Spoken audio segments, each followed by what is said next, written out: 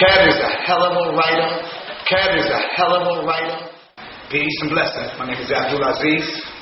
I'm here to actually talk about the serious book, Stoneheart, Bronx. I met Kevin about 30, 40 years ago, actually. And he was always a special person. And he was also editor-in-chief of On Point magazine. And after reading all of those magazines that were so addictive, I was kind of curious about his writings as a writer on books. And after starting the book and reading it and going through certain chapters, I started becoming addicted to the reading sessions. I could not get enough of reading what I was reading. I couldn't wait to get back to the next section of that book.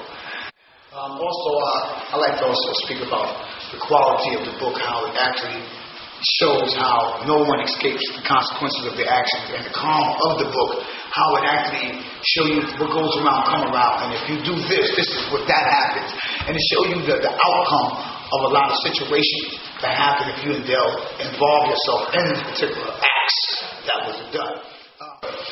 It was just certain scenes in the book that just blew me away, that was just so captivating, and so, it was like I was there, and I was seeing these scenes, how one of the individuals was slammed on a fence, which now, when Kev explained it, it was like he was there. The book was also so intriguing to me in the areas of how Kevin was able to pinpoint the actual feelings of situations in our communities in the South Bronx, where I actually came from. My name was Ken Du back in the day, and anybody who knew me back there knew I was one of the true warriors from the community of the South Bronx, down on the 9 Crew. Anybody heard of something of the 9 Crew, you know that's where I'm from. And these communities was so drug-filled and crime-ridden and violence that you had to really know how to survive in these communities. And Kev hit it right on the head, how things went in those communities. How the relationships were with our girlfriends, how we dealt with our parents, how we dealt with our peers, and different things. The book was it just blew me away. I come from the Claremont Village Project, the notorious 1420 170th Street. Anybody know about that community, that building? They'll know that those were the buildings or the communities that was so dominating in that area of the South Bronx. Now, I actually had a chance to see how Kev's book was able to depict the realities of what we actually was going through in this community. The realism to them was so strong that it's unbelievable. And I'm one of the true warriors from that word. So if anybody know how it was or how it is, it's me. Believe me, I'm the true OG of that word. Everybody will tell you, go through and say, Ken Du, and they'll tell you, that is the one. He's the man. But I changed my life.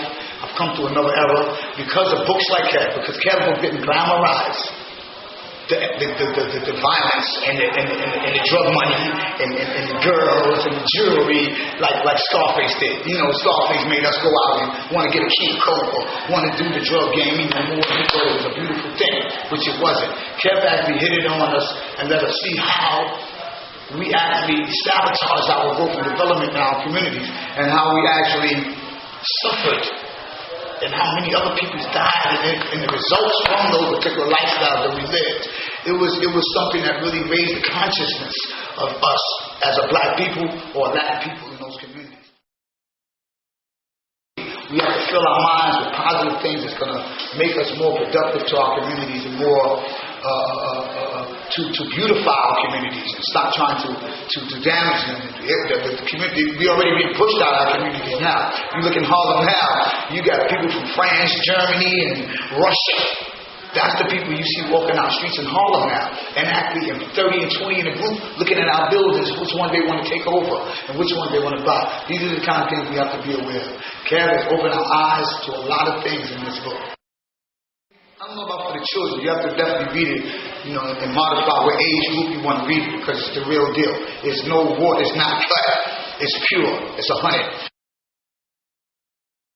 And to read this book is to be in the book, is to live the life of that book. You will be there. You will not put it down. I almost guarantee it.